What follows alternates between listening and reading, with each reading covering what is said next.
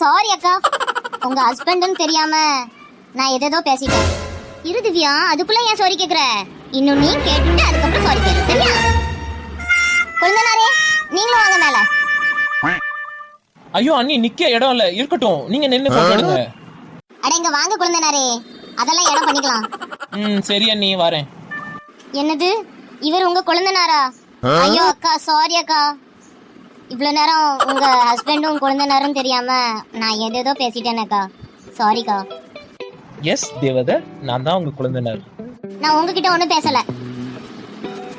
சரி சரி, கோவப்படாத, ஸ்மைல் பண்ணு, போட்டோ எடுக்கணும்ல.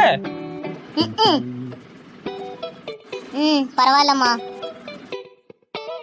திவ்யா, முகத்தை சோகமா வச்சுக்க சொல்லல, ஸ்மைல் பண்ணணும் போட்டோக்கு, ஓகேவா? நீங்க சொன்னா நான் பண்ணிரணுமா? நான் பண்ண மாட்டேன்.